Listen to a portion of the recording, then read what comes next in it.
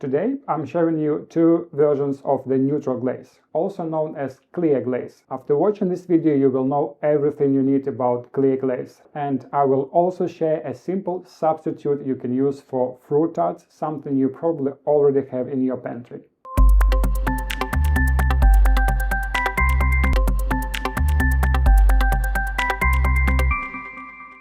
Sometimes we don't want to hide the mousse cake under a colored mirror glaze, especially when the cake has exposed layers or naturally beautiful colors. Neutral glaze protects the surface while keeping the design visible. It's also used to coat fruit on top of tarts, keeping it fresh, glossy and preventing it from drying out. Both neutral glazes in this video are useful, but they are designed for different pastry applications.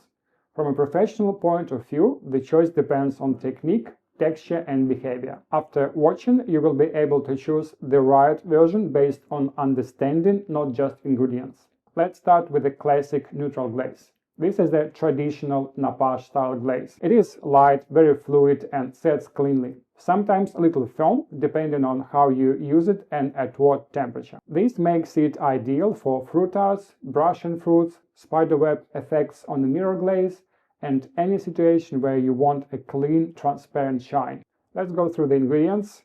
Water in a small pot, sugar, glucose syrup, pectin NH, small amount of sugar to mix the pectin, and small amount of citric acid. Method: combine water, sugar and glucose syrup in a pot and heat it up to 40 degrees Celsius or 104 degrees Fahrenheit.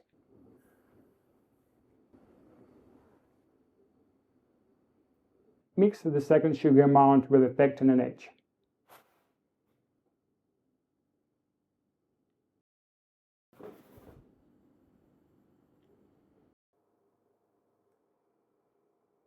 Add gradually while whisking.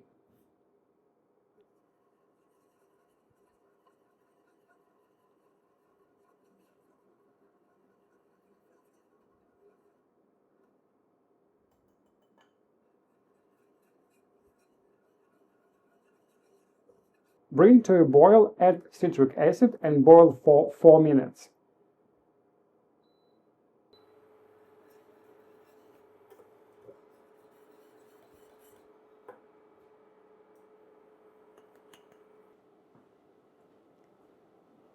Strain into container, cover with a cling film, touching the surface and let it cool at room temperature. Then keep it in the fridge. You can add water-soluble gel color if needed.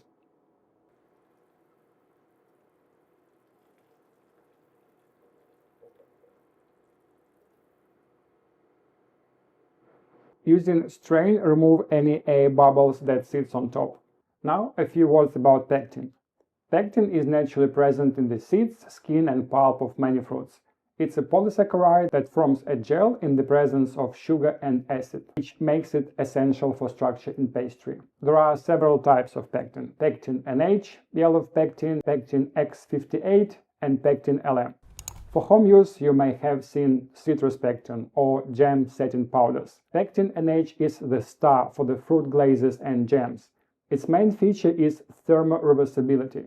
It can be melted and set again without losing its gelling power. It gels in an acidic environment, which is why we add citric acid, and it handles freezing extremely well. There are two versions of pectin NH, NH and NHX. NHX is slightly more tolerant to calcium and acidity, but both behave similarly in a neutral glaze. A quick note about citrus pectin, because many people ask if they can use it for clear glaze. Citrus pectin is usually a high methoxyl pectin. That means it needs a high amount of sugar and specific acidity level to gel properly. It also forms a gel that is not thermoreversible. Once it's set, it cannot be melted and reset the way the pectin NH can.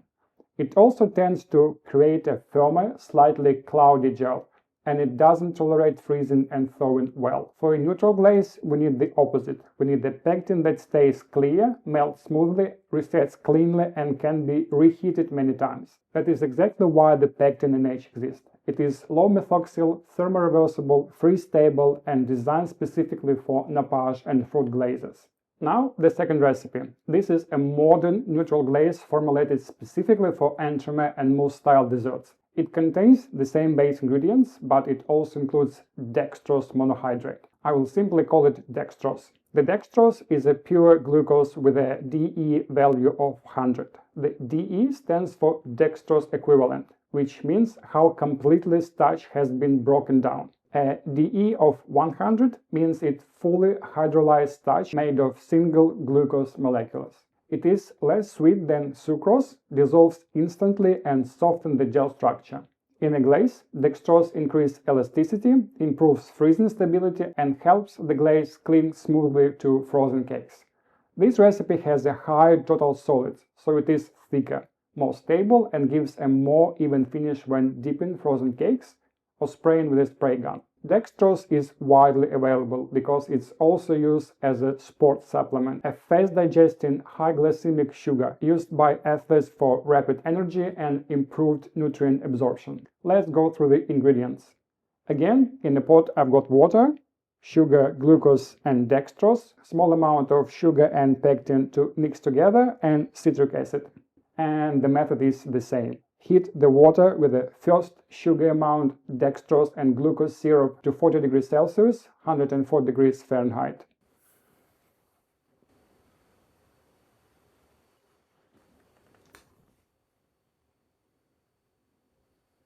Mix the second sugar amount with the pectin NH.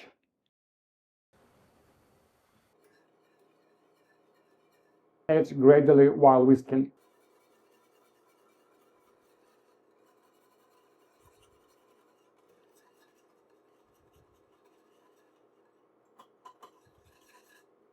Add citric acid, bring it to a boil and cook for 3 to 4 minutes.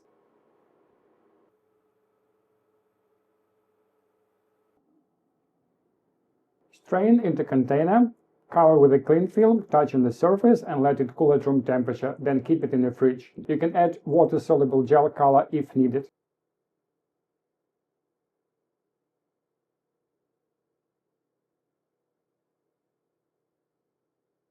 Now let's talk how to use neutral glaze. This applies to both versions. Heat the glaze to 50 to 60 degrees Celsius, 122 to 140 degrees Fahrenheit. Bring your cake straight from the freezer and place them on a cooling rack with the silicone mat underneath to collect excess glaze.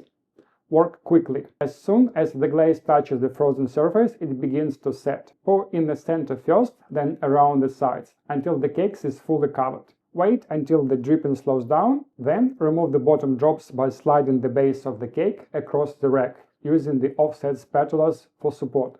The same technique as mirror glaze. You can also spray neutral glaze. Spraying works best on molds with multiple angles or complex shapes, so all sides are coated evenly in a thin layer. For a spraying, heat the glaze slightly higher, 60–70 degrees Celsius, 140–158 degrees Fahrenheit, and sometimes up to 80 degrees Celsius, 176 degrees Fahrenheit, to keep it fluid.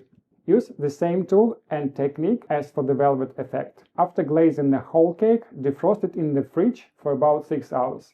Timing depends on the size and the shape of the cake. Neutral glaze can be stored for up to 14 days in the fridge or up to 3 months in the freezer. Defrost overnight in the fridge, then heat to the required temperature. You can also color neutral glaze with a water-soluble gel color. It won't be as bright as mirror glaze, but it adds a nice tint. Choose a color that enhances your mousse. So, which recipe should you use? Here is the simple rule. Use the classic neutral glaze for tarts, spiderwebs effects and very fluid spraying.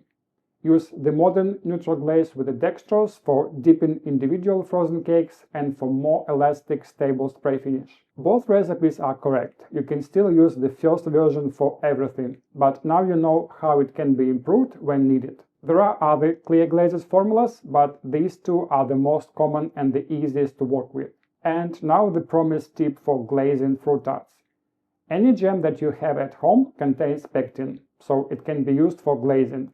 Not exactly like clear glaze, but it works very well when applied correctly. The best option is apricot jam, because it's light in color and the flavor isn't overpowering.